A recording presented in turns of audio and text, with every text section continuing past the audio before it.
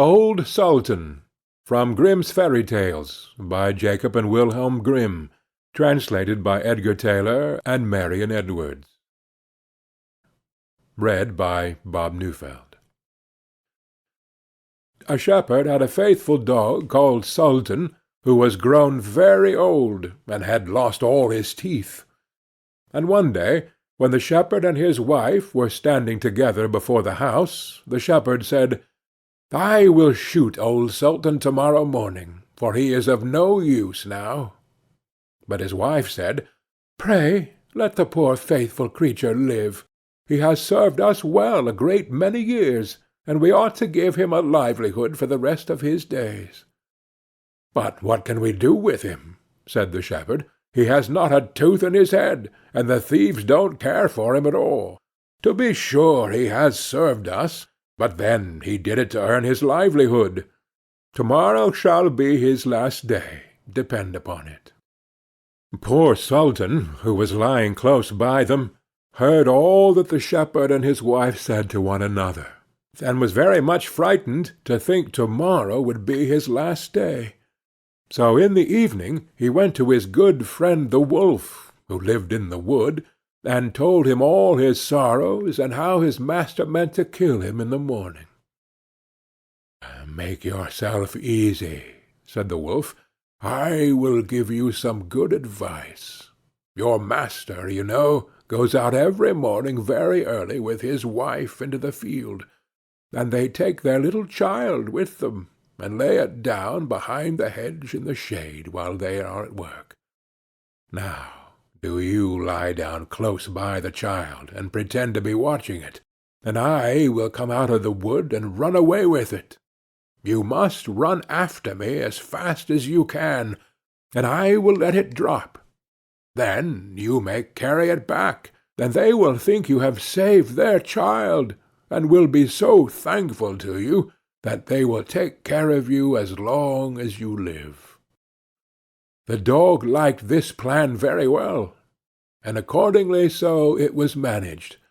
The wolf ran with the child a little way. The shepherd and his wife screamed out, but Sultan soon overtook him, and carried the poor little thing back to his master and mistress. Then the shepherd patted him on the head, and said, "Old Sultan has saved our child from the wolf, and therefore he shall live and be well taken care of, and have plenty to eat. Wife, go home and give him a good dinner, and let him have my old cushion to sleep on as long as he lives."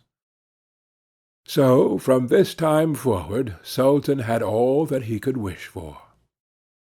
Soon afterwards the wolf came and wished him joy, and said, "Now, my good fellow, you must tell no tales, but turn your head the other way when I want to taste one of the old shepherd's fine fat sheep."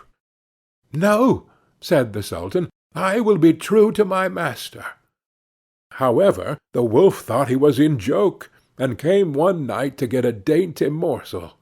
But Sultan had told his master what the wolf meant to do, so he laid wait for him behind the barn door, and when the wolf was busy looking out for a good fat sheep, he had a stout cudgel laid about his back that combed his locks for him finely. Then the wolf was very angry, and called Sultan an old rogue, and swore he would have his revenge. So the next morning the wolf sent the boar to challenge Sultan to come into the wood to fight the matter. Now Sultan had nobody he could ask to be his second but the shepherd's old three-legged cat. So he took her with him, and as the poor thing limped along with some trouble, she stuck up her tail straight in the air.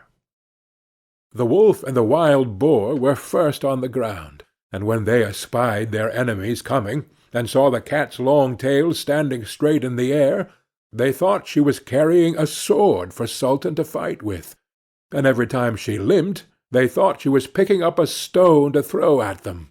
So they said they should not like this way of fighting, and the boar lay down behind a bush, and the wolf jumped up into a tree.